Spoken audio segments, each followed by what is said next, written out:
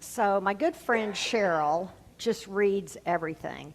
And she had gone to Ireland earlier this year with a couple of scholars as well. So I said, hey, what did you all read? And there was kind of this long list. She shared a few things with me. Some of you know how the Irish saved civilization. It's like 30 years old now. But the basic premise is just that Ireland is an island, and so during the Dark Ages, they didn't get the memo and didn't go, didn't retreat and didn't become quite as backwards as the rest of Europe. But then there's other things like sacred earth, sacred soul, which is kind of a different take, which basically says when the church came to Ireland, like first the Catholics and then the Protestants, they pretty much wiped out and destroyed the beauty of the Celtic tradition, the beauty of the wisdom, kind of like destroyed, kind of like we think about the Native American truth, right? So the Celtic tradition, which was much more this tradition around original blessing instead of original sin, and kind of holding all things together and seeing the sacred and everything, and not so much a dualism of men are the holy pure ones and women are evil, and not so much like you need a priest and a pastor as your intermediary, but just the sacredness of life is everywhere. Which is all just to say that history is complicated, right? That it's never so completely simple and straightforward, even when it looks like it is. So like the parable today, it seems like a really simple one, and we just read it as a little bit of yeast. Pretty soon you have a huge bakery, right? And you can smell the bread all the way down the street. But whether or not the very first people who heard it that way, and we talk about that a lot, that the scriptures and the parables were remembered because in many ways they were jarring and they kind of shook people up. So it begins, there was a woman. Now women, remember, are not exactly considered pure and holy, right? So you were unclean longer if you had a baby girl than if you had a baby boy. And there's that very common prayer among all the traditions and kind of the first ancient, centuries. Thank you, God, that you did not create me a woman, a thief, or a beggar, right? So the women were not considered pure and holy. And then she took some leaven, yeast. We associate yeast in a positive way. A little bit, before you know it, you got a big loaf of bread. But leaven, remember what Jesus said? Beware of the leaven of the Pharisees. So leaven could also be a sign of something that was corrupting. So what do our Jewish friends do during Passover, right? They sweep the house of all the leaven. I mean, you get the little broom and you look for every single crumb. So it's not leavened bread, but it's unleavened bread, really. That's a source of purity and holiness. So leaven can also be seen as something corrupting. And then she takes the leaven and she mixes it, except for the Greek is really hid. It's the word encrypto. It's like she concealed it, you know what I mean? Like she buried something in there, and there's like a sense in the word encryption, like you need to uncover it and you reveal it. So she digs into the dough, and instead of mixing it, she hides until it's all leavened, until the three measures are this leavened, this abundance and feast and beauty and bounty. As a pastor, I can honestly say that hiding and covering up is never the way to transformation, right? We all know that, whether it's abuse in the family or addiction or your own struggles, that it's always uncovering and revealing and shining the light on it, which is where the light and the hope and the power comes. And that's just a truism. You don't need a Stanford psychologist to tell you that hiding and covering up is almost never a healthy thing. And that is kind of the thesis of Fenton O'Toole's book about history of Ireland. It's a big, thick book, 600 pages. It was published in 2022, and it was like the Irish Times Book of the Year and one of the 10 best books from the New York Times. And the title of the book is We Do Not Know Ourselves, A Personal History of Modern Ireland. And in the book, O'Toole starts in 1958, which is the year he was born in.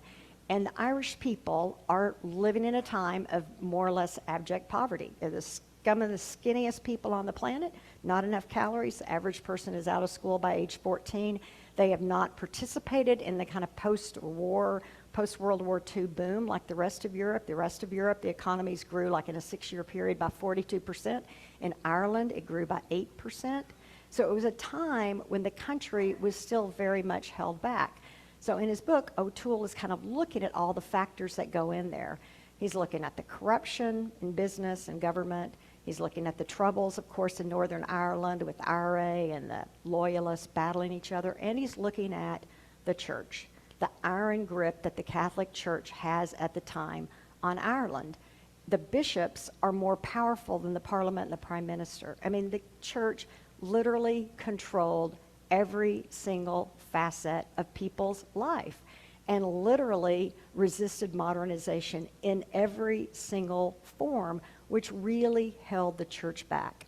And then there were, of course, the priest abuse scandals, which we're all, I think, really quite familiar with. And O'Toole, the title of the book, We Do Not Know Ourselves, he's like, that abuse was so well known. Everybody, it was an open secret. It was so widespread and so common and so thorough in every single town and community.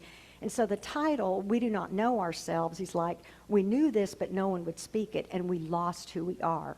But he also talks about another part that we're less familiar with, which is those Magdalene laundries, where the nuns had these convents where girls were taken when they were pregnant or got in trouble, or people thought they were out of line. And the figures are like there was at least 30,000 girls who were taken to these facilities from like the 20s through, the last one closed in 96. In 2015, the Irish government did a report on it, and they looked specifically at 18 institutions. And in those 18 institutions, 9,000 children died. They excavated at one convent in County Galway, 796 babies buried there. So remember Sinead O'Connor in 1992 went on Saturday Night Live and tore up the picture of the Pope? So there was this beginning to break it out and speak. And what O'Toole says in his masterful book is, what began to change in the country was when people uncovered and revealed and spoke the truth. And then what happened in Ireland? It's not just that their economy boomed and now it looks like Silicon Valley and Dublin, but what else happened? They were the first country to take a vote in 2015 to approve gay marriage, right? What else did they do? They extended reproductive rights. It's like they opened up the truth and they stepped through it, and then life began to change because they revealed and they uncovered, and then things began to be transformed. I keep thinking about that, and that's one reason Joe wanted to go, because where our country is right now, this time of incredible corruption, incredible deceit, incredible cover-up. You remember during the first Trump presidency, how the Washington Post tracked his lies and false claims? And at the end of the first term, anybody remember what the total was? 30,573, if you're counting, which just became like a ridiculous thing, right? Like it's just like words are meaningless. And now, though, things seem, like I saw Tara Wilson come in here earlier with the Bureau of Labor Statistics. I mean, it feels more like he doesn't like the jobs report, so what does he do? He fires the head of the Bureau of Labor Statistics. I mean, this is like a totalitarian regime, folks, right? This is what a totalitarian regime does. They just, you don't like the message, you kill the messenger. And it's not just that, Biden and the cover-up around his health, right? I mean, just so devastating to hear about his family and that very tight circle around him, that even his cabinet members did not have access to him. And like 21 in 2022, there were only a couple hours during the day when he was like functional. But the cover-up over that, and please, does anybody have to ask how we're paying for that, right? That incredible cover-up and denial and the strength of that.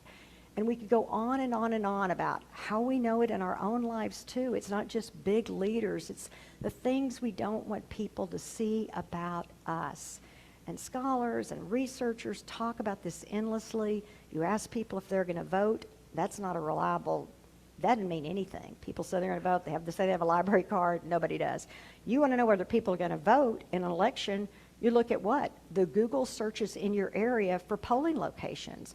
Google searches, as it turns out, are one of the most accurate ways of understanding what's really going on inside people. Like Obama. After the election, people who didn't vote for him, they said, oh, did that have anything to do with race? Of course not. The places he lost, guess what? The Google searches for racist jokes and organizations much, much higher, right? Yes, it did. Had a lot to do about that. And a lot of the kind of truth about our current situation is that we can create such a false sense of who we are in social media, right? I mean, that our young are just so encouraged to create these fake selves of who they are.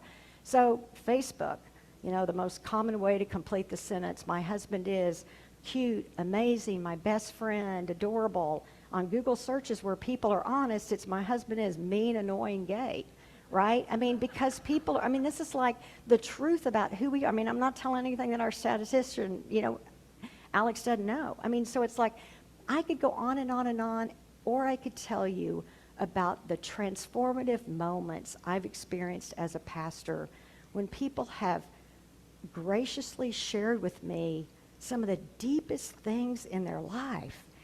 A couple of years ago, someone sat down with me and they shared something they had done, a really somewhat common, but I had never had anybody say it to me, like just so responsibly and strong and honestly about a mistake they had made. And it was like, when the person did that, it was like something inside me broke open. It was like just some kind of hope in my heart I didn't even know was there. Just kind of like freed me. It was so transforming.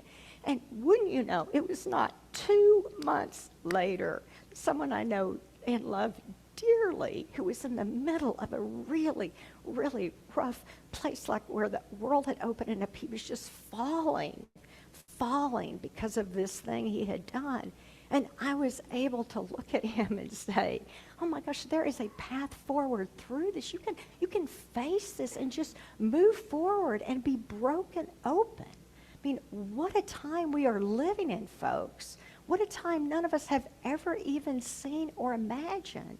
And what would it mean if we just decided one small thing we could do was be more honest and transparent? It was like understand our own feelings a little bit more and our own fears and our own things that we don't want anybody to see about us, and just think, what kind of energy, folks, do we waste holding on to crap that is just not important?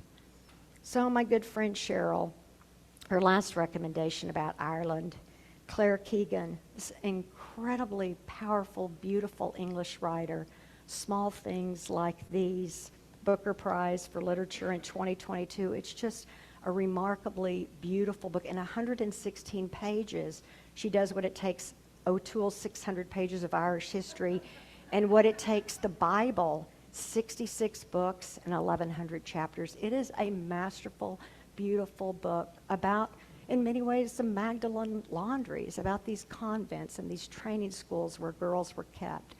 And she talks about Bill Furlong. He's at the center of the story. It's 1985. It's a time of recession, especially in Ireland. In the 1980s, 2 out of every 5 young people in Ireland left the country. A really rough time to make ends meet and to feed your family. He feels thankful. He has a small business. He sells and delivers coal and firewood and other sources of energy through the little village he lives in. And he has 5 daughters, 5 healthy, strong, smart daughters at St. Margaret's School, the only Catholic school, the good school in town that the nuns run. And he knows how fortunate he is because his own mother was a teenager, no father. She could have easily been sent away or worse. But a woman named Mrs. Wilson, a warm, strong, independent-minded woman, took him and his mother in and raised them both, sent him off to school, and now he has this business, and he feels so thankful for the health of his daughters and also so troubled because he'd seen a little boy behind the priest's house drinking milk from the cat's bowl, and because he has heard, too, the stories about the laundry, about the girls. Everyone talks about it, about how they're worked to the bone and how they're barely alive. And he saw it once. Once he was making a delivery and no one came to the front of the convent, so he had gone into the chapel, and there on the floor were these girls, so skinny, scrubbing. One had run up to him and said, "Please take me with you. I'll work for you. Or if not, just let me go drown myself into the river." Then a nun had come and he had left, but it had stayed with him, and he spoke to his wife about it, and she said, "That is not our concern. Those are not, we have 5 girls. You know the nuns, you know they run this town. That is not, you have to keep the enemy close, right?" And so it is that he is called back to the convent a few days before Christmas. They need a large load of coal. So he goes straight to the coal shed, and when he opens the door, he feels the presence of another life. He thinks it must be an animal, but it's a young girl there on the floor. She's been there, obviously, for quite some time. You can tell by the waist around her, and she looks up, blinding light. Have you brought my baby? He's 14 weeks old. Surely he's still here. He instinctively just brings the girl to him, puts his coat around her, and heads to the convent. The door opens. It's a young nun, and she closes the door quickly when she sees them. And a few minutes later, the door opens again, and it's the Mother Superior. And it's, "Oh, child, we've looked for you. You must have run away playing hide and seek. Please come in. We'll warm you and feed you." It's a ruse, and he knows it. When he leaves, he notices, of course, the hard glass cut and broken along the convent wall. He notices how the nuns lock the door from the inside as soon as he leaves. And so it is that on Christmas Eve, he makes his last delivery, and then he begins to walk past the edge of the town into the convent. He comes to the coal shed, and he's hoping she's not there, and he's hoping she is still there. He opens the door, and this time the young woman comes straight to him. He puts his coat around her. They walk out the door. They head out of the convent grounds, barefoot in the December cold. They begin to walk through the town.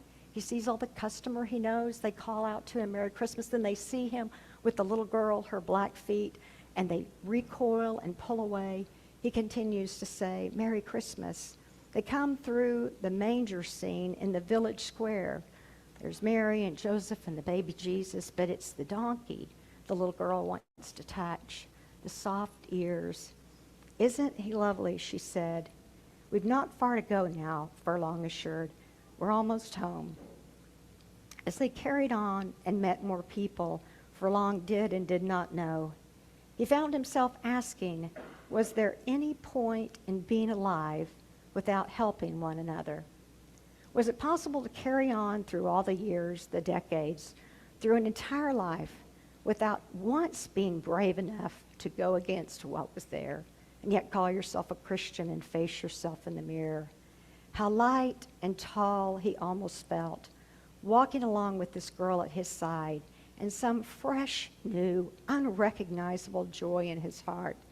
Was it possible that the best of him was shining forth and surfacing? Some part of him, whatever it could be called, was there any name for it, was going wild, he knew. The fact that he would pay for it, but never once in his whole and unremarkable life had he known a happiness akin to this, not even when his infant girls were placed in his arms. The worst was yet to come, he knew.